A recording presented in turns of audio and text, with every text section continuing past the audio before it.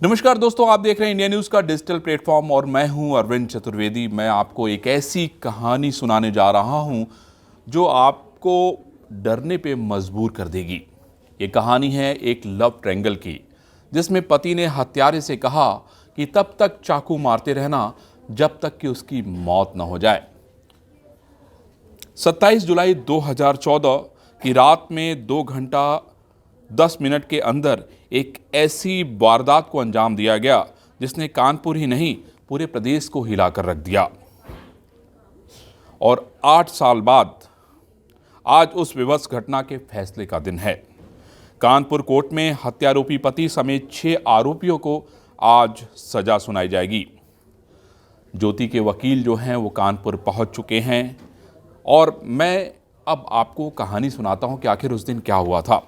जबलपुर के एक बड़े कारोबारी की बेटी की बेहद क्रूरता के साथ हत्या उसी के पति ने कर दी।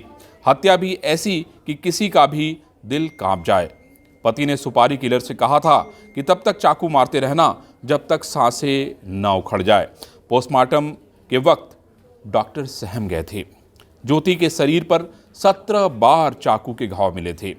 4 पेट में, 4 गर्दन पर, 2 सिर के पिछले हिस्से, 4 पैर और 2 पीछे हिप में चाकू के घाव मिले थे। आरोपी पति ने साजिश करता पति पीयूष ने हत्या को लूट के बाद की गई हत्या को दिखाने का पूरा प्रयास किया, लेकिन उसकी टी-शर्ट ने पुलिस की जांच का रुख बदल दिया। पहले पुलिस भी भ्रमित हो गई थी। रेस्टोरेंट में डिनर के वक्त पीयूष ने दूसरी टी-शर्ट पहनी थी। पुलिस थाने पहुंचने से पहले वो टी-शर्ट बदल चुका था।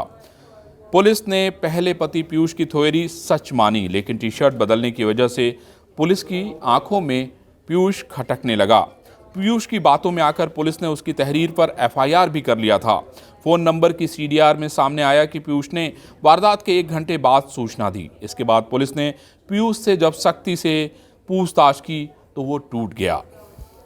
ज्योति का पति पीयूष श्याम दसानी ने हत्यारों को सख्त निर्देश दिए थे कि उस पर तब तक वार करते रहना जब तक कि उसकी सांसें न उखड़ जाएं। हत्यारों के फोन पर ज्योति पर चाकुओं से किए जा रहे वार के बाद ज्योति की एक चीख को वो सुनता रहा। हाई प्रोफाइल केस की सूचना मिलने के बाद पूरे शहर में पुलिस एक्टिव हो गई। हत्या की रात करीब 2 बजे कार समेत बॉडी को भी बरामद कर लिया गया था।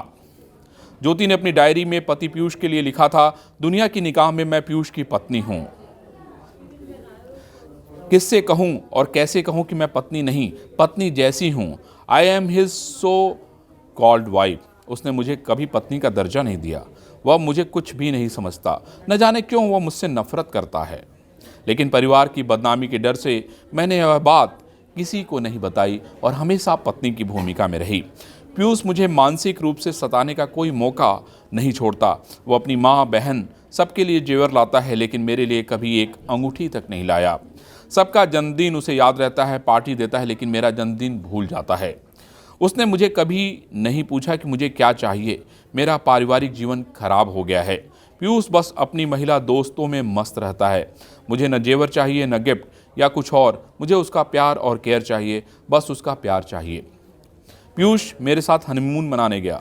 वहाँ वह एयरपोर्ट पर मुझे छोड़कर 2 घंटे के लिए गायब हो गया। लौटने पर मैंने पूछा तो बताया कि वह दोस्तों से बातचीत करने के लिए गया था। हनीमून के दौरान भी हम लोग अजनबी की तरह रहे। वह घंटों तक दोस्तों से बातचीत और मैसेज में व्यस्त रहता था। उसके पास मेरे साथ कुछ पल बिताने का समय ही नहीं था। मेरी ज़िंदगी में पीयूष नहीं, बस उसका नाम और उसकी बेवफाई ही रहेगी। ज्योति ने अपनी डायरी में कुछ शायरी भी लिखी हैं। ज्योति के पिता शंकर नागदेव ने बताया कि 1 सितंबर 1988 को जबलपुर में ज्योति का जन्म हुआ। वो शादी से पहले जबलपुर के कंगारू किंगडम स्कूल में पढ़ाती थी। वो बीएड में गोल्ड मेडलिस्ट थी। ज्योति बड़ी हुई तो कानपुर के बिस्किट कारोबारी और ओम प्रकाश श्याम दसानी के बेटे पीयूष और ज्योति के रिश्ते की बात चलाई। सब कुछ तय होने के बाद दोनों की 2012 में शादी हो गई। दोनों की शादी ठीक चल रही थी। आशिक मिजाज पीयूष की लाइफ में उसके ऑफिस में काम करने वाली मनीषा मखीजा की एंट्री हुई। दोनों के रिश्ते इस कदर परवान चढ़े कि पीयूष ने ज्योति को रास्ते से हटाने का फैसला कर लिया। एक दिन मनीषा ने फोन पर पीयूष को बताया कि उसको लड़के वाले देखने आने वाले हैं। शादी तय हो जाएगी तो फिर शादी नहीं हो पाएगी। पीयूष इस फोन कॉल के बाद इतना पागल हो गया था कि उसने ज्योति को रास्ते से हटाने का फैसला कर लिया। इसके बाद पीयूष ने ज्योति की हत्या की प्लानिंग में जुट गया। इसमें मनीषा भी शामिल हुई और मनीषा ने अपने ड्राइवर आशुतोष को हत्या करने के लिए राजी कर लिया। आशुतोष ने 3 और अपराधियों को अपने साथ जोड़ा। प्रेमिका मनीषा के चक्कर में पीयूष ज्योति से बेहद नफरत करने लगा था। पुलिस को दिए बयान के मुताबिक पीयूष ने पहले भी 2 बार ज्योति को उन्हीं हत्यारों के साथ मारने का प्रयास किया था। 27 जुलाई 2014 को वो घिनौनी रात आई जब ज्योति की हत्या के लिए की गई तैयारी में अपराधी हर कदम पर कामयाब होते गए। तय प्लानिंग के चलते पीयूष और ज्योति डिनर पर गए। वहां से पीयूष ज्योति की हत्या की साजिश को अंजाम देने में लग गया। 27 जुलाई की रात 10 बजे पत्नी को लेकर पीयूष शहर के वरांडा रेस्टोरेंट डिनर के लिए गया। वहां से करीब 11:30 बजे दोनों कार से घर के लिए निकले। रेस्टोरेंट से निकलने के बाद पीयूष कार से 1 किलोमीटर आगे कंपनी बाग चौराहे होते हुए अंधा मोड़ के पास पहुंचा। सुनियोजित हत्या को लूट के बाद की गई हत्या को दिखाने के लिए रास्ते में 4 बदमाशों ने कार रोक लिया। पीयूष को बाहर निकालकर ज्योति को साथ ले गए। अवधेश अपने 2 साथियों के साथ कार को लेकर रावतपुर की ओर निकला। कार में ज्योति ड्राइवर सीट के बगल में बैठी थी। अवधेश कार चला रहा था, जबकि रेणु उर्फ अखिलेश कनौजिया और सोनू कश्यप ने ज्योति को कार के अंदर ही चाकू से गोदना शुरू कर दिया। वे रावतपुर की तरफ आगे बढ़कर 3.1 किलोमीटर चलकर नमक की फैक्ट्री के पास पहुंचे। नमक फैक्ट्री चौराहे से 4.5 किलोमीटर चलकर अवधेश ने पनकी नहर के पास कार रोकी। 100 को हिला डुला कर देखा। पनकी नहर के पास ज्योति की मौत की पुष्टि होने पर उस पर चाकू से 2 और वार किए गए। मौत की पुष्टि होने के बाद 100 को ठिकाने लगाने का काम शुरू किया गया। पनकी नहर के आगे पुलिस चेक पोस्ट देख हत्यारोपियों ने इरादा बदला और गाड़ी पनकी थाने की ओर भगा दी। पनकी नहर से तकरीबन 3.5 किलोमीटर चलकर हत्यारे पनकी थाने के पास पहुंचे। वहां से 400 मीटर की दूरी पर एक पेड़ के नीचे कार में ज्योति का शव छोड़कर रात तकरीबन 12:30 बजे के बाद भाग निकले।